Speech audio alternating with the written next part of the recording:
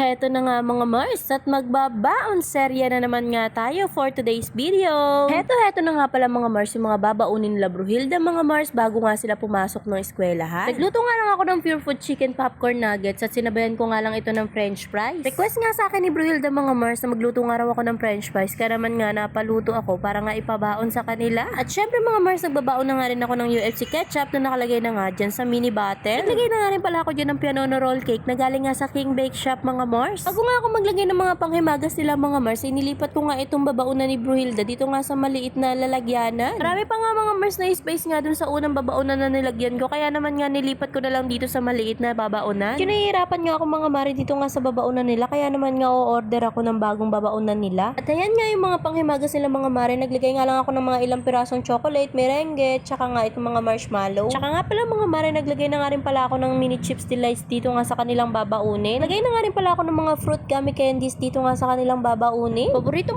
nga nila yung mga Mars, pero hindi ko naman nga sila madalas pinapabaunan yan. So heto na nga mga Mars at nakaredy na nga yung kanilang babaunin for today's video.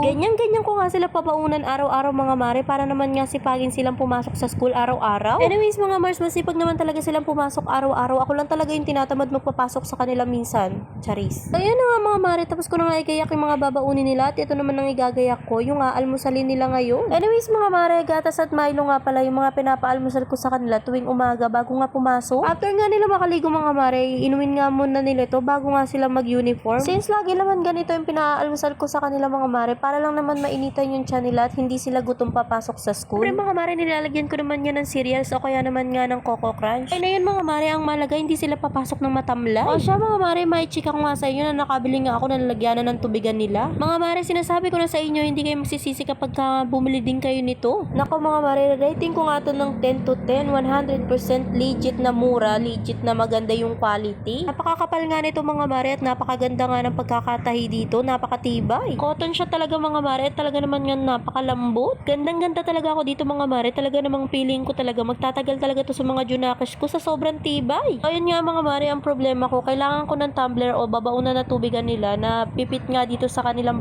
lalagyanan ng babaunan nila ng tubig. So ito nga nakita ko pero hindi rin siya fit mga Mare. So ayun nga mga Mare, wala akong choice at yan muna ang kanilang gagamitin para meron silang iinumin. Nagawin na lang ako sa DIY mga Mare, bibilan ko nga sila ng pit dito sa kanilang babaunan na lalagyanan ng tubig. Tignan nyo mga Mare, pak, ang ganda diba? Napakaganda talaga ng design nila at marami pang pagpipilian. Sobrang ganda talaga nito, amaze na amaze ako. Murang-mura lang to mga Mare. Nandyan na yung link sa comment section. Ilalagay ko na lang dyan yung yellow basket. Ayan, nabubulol ako. So ayan, papasok na sila Bruhilda.